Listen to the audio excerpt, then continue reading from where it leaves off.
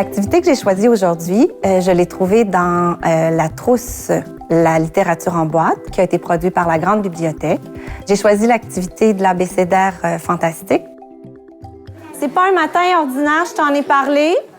Ça sera pas notre routine habituelle. Au départ, la trousse est destinée au 2e, 3e cycle. Moi, j'enseigne en première année. J'ai trouvé ça quand même très facile d'aller fouiller dans ces activités-là et de trouver des façons de les adapter. Alors, le projet que je te propose ce matin, c'est de créer ensemble un abécédaire documentaire sur le thème des animaux. Pour débuter l'activité, c'était important pour moi d'aller réactiver les connaissances que les enfants avaient déjà en lien avec l'activité qu'on s'apprêtait à vivre. Donc, je suis allée les questionner sur l'abécédaire, quelles en étaient les principales caractéristiques, et également sur le texte informatif, qu'est-ce qu'un documentaire. Et je leur ai donc proposé de faire ensemble un abécédaire documentaire sur le thème des animaux. Pour préparer cette activité-là, comme j'étais avec un groupe de première année, je voulais déjà avoir une sélection d'images d'animaux et des documents associés à chacun d'eux. Donc, j'ai fait ce travail-là de recherche, d'aller sélectionner les images, de m'assurer que j'avais un document. J'ai consulté le site Internet de la Grande Bibliothèque pour trouver les références. Je suis allée emprunter les livres à la Grande Bibliothèque aussi. Alors, j'ai ici dans cette enveloppe des petites images, des petites illustrations de différents animaux. Je vais t'en donner un au hasard, OK? Et quand tu vas l'avoir dans tes mains, tu vas pouvoir aller t'asseoir à ta place et commencer à réfléchir, est-ce que je le connais, cet animal-là? La première chose que tu dois faire, c'est identifier quelle lettre tu as reçue de notre abécédaire. Une fois que les enfants avaient une idée globale du projet qu'on allait faire ensemble, c'était important qu'ils comprennent la fiche qu'ils avaient à remplir. Donc, je leur ai expliqué chacune des sections qu'ils avaient à remplir. Et ensuite, je leur ai attribué un animal. Ils ont reçu chacun l'image d'un animal et ils avaient d'abord la tâche d'identifier l'animal et de trouver la lettre qu'ils avaient à produire pour notre abécédaire collectif. Puis ensuite, ils avaient déjà à réfléchir à ce qu'ils savaient déjà sur cet animal-là parce qu'on connaît déjà des choses.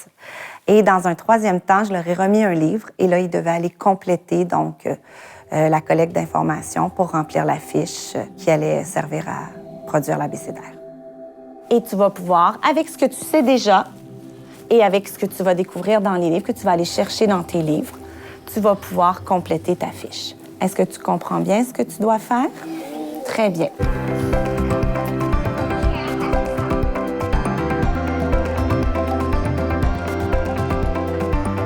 La girafe va écrire le nom.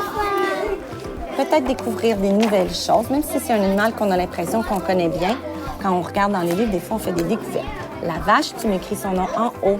Qu'est-ce que c'est? Un retour. Oui, monsieur.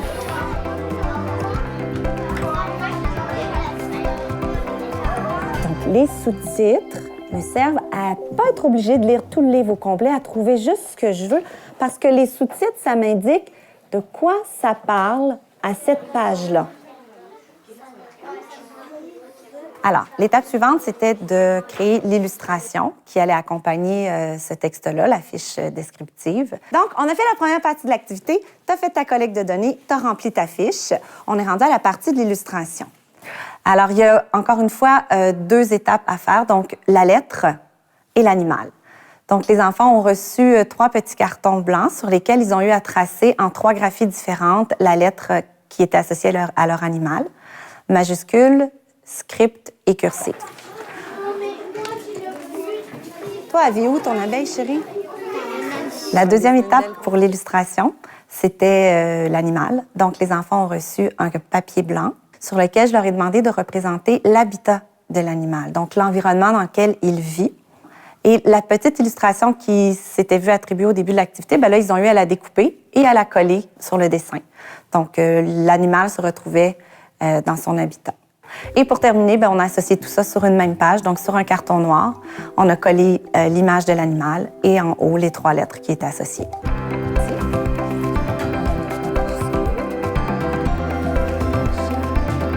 À la fin de toutes ces étapes-là, les différents travaux des enfants vont être liés ensemble. On va produire physiquement un livre qui pourra être déposé au coin lecture ou même à la bibliothèque de l'école.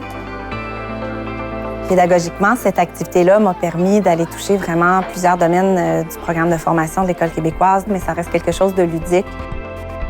Pour moi, partir des livres et de la littérature jeunesse, c'est le meilleur outil pour amener les élèves à découvrir le plaisir de lire et donc à développer leurs compétences à lire puis à écrire.